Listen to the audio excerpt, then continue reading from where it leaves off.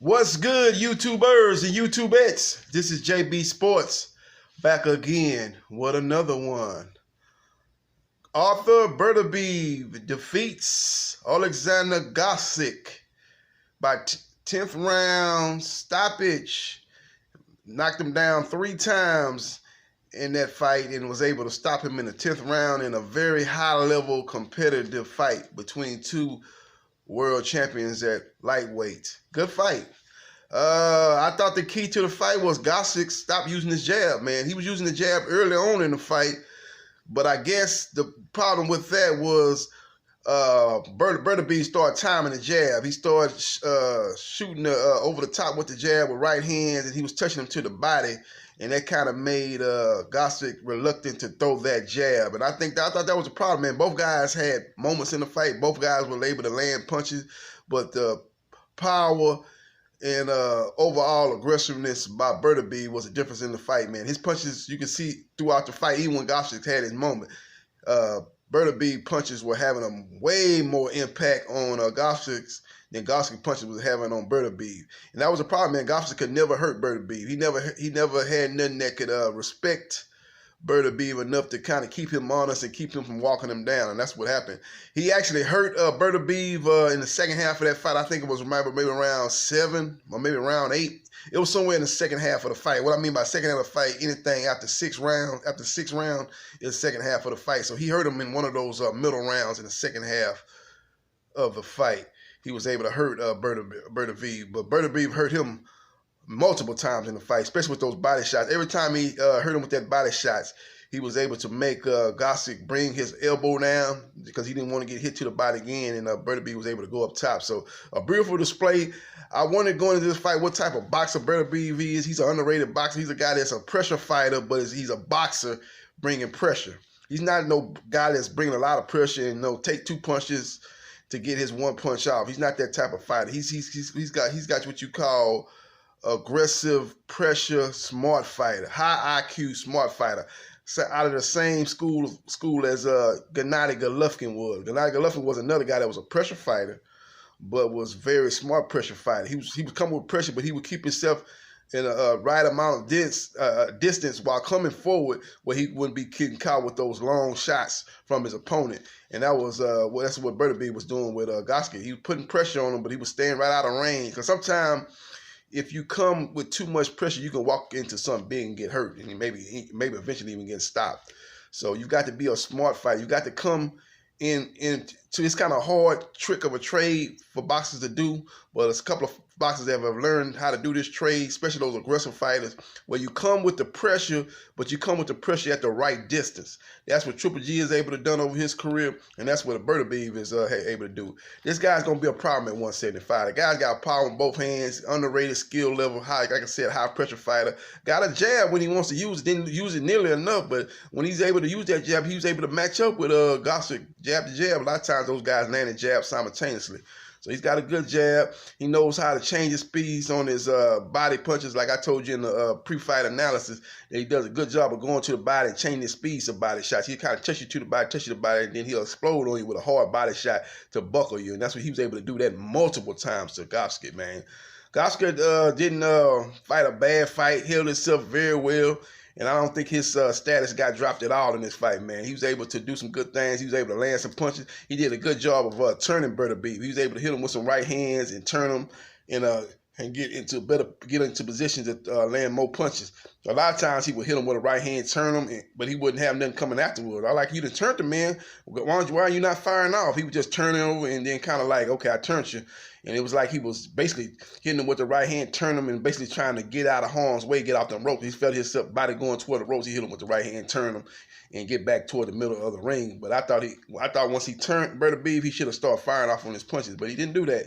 And I guess that was because he was leery of Beterbiev's power, man. And that's ultimately what won the fight. Is both guys, like I said, landed punches, but the harder and more effective punches were landed by Beterbiev. And even when Gvozdyk hurt him that one time, it didn't deter Beterbiev from coming forward. He was able to still come forward and walk him down, and he was able to ultimately drop him 3 times and stop him in the 10th round in a high-level, very, very competitive fight. I had, let me see what my scorecard had. I think I had Let me look at it. Let's see how I had this fight here. I look at my scorecard before the knockdown. 1, 2, 3, 4, 5, 6. Yeah, I had it 6-3, 6-3 Beterbiev going into the 10th round. And with the 3 knockdowns, he was way ahead. So Gvozdyk would have needed a knockdown. But I had him up 6 rounds to 3 going into the 10th and final round of the fight. Not the final round, but that was the final round of the fight of a scheduled 12-round unification match. As Beterbiev was able to stop Gvozdyk in dramatic fashion. Now, they asked Beterbiev what was next. He said, I want champions.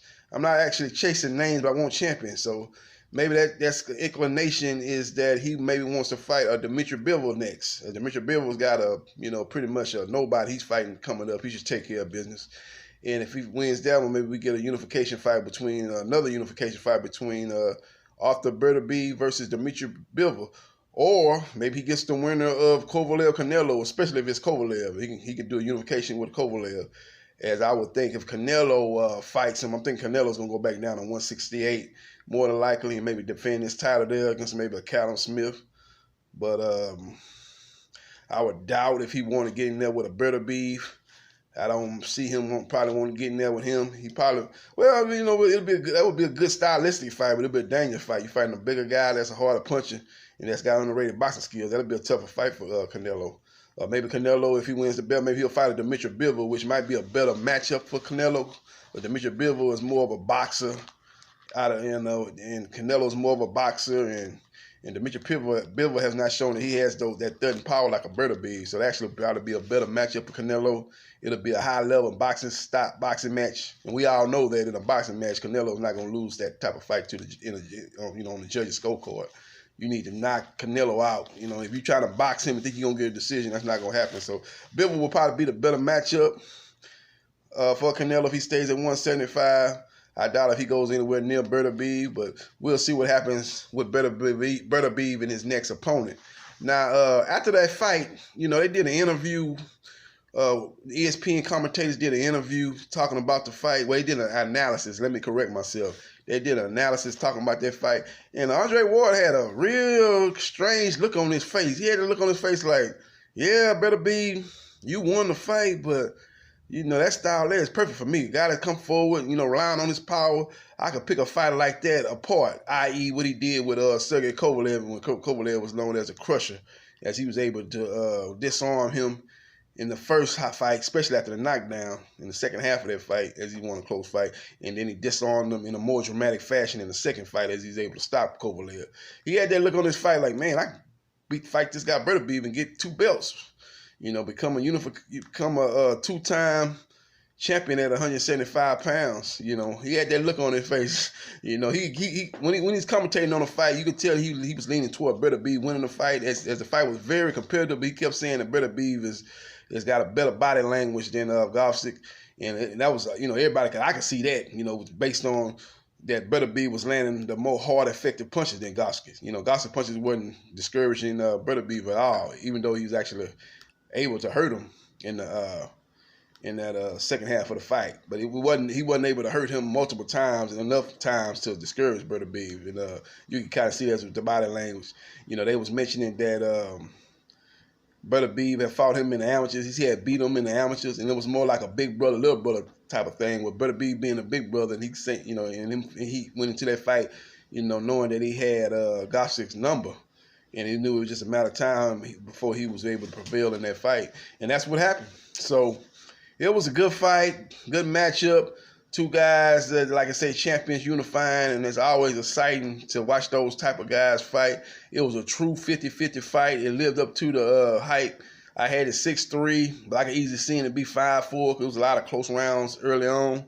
And I just thought Beterbiev was actually pulling away from the fight when he finally stopped Gvozdyk. He was starting to take control, man. Those body shots were really starting to take their toll on Gvozdyk. He was getting Gvozdyk to bring his arms down. His elbows was pinned to his rib cage, and he was able to then land shots to the head. And it basically became target practice at a point, as Gvozdyk was in straight survival mode, trying to withstand the onslaught that Beterbiev brought to him, and he wasn't able to do it.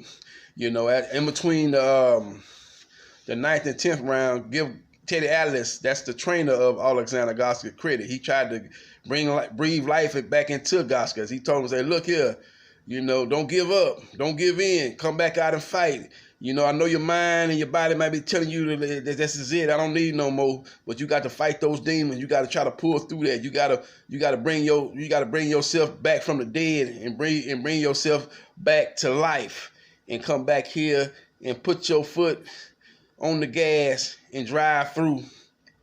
You know, drive through and continue to persevere and try to come back and win this fight. And he tried his best to motivate and breathe life into Gvozdyk. But the problem was, Andre Ward pointed this out beautifully. He said the problem is Gvozdyk just didn't believe that talk, that motivational speech that Teddy Atlas gave him, man. He was a done fighter at that point.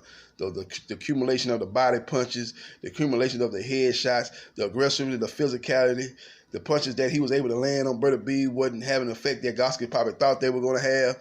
All those things happening was ultimately what had Gvozdyk basically throwing in the towel in his own mind and in his own psyche.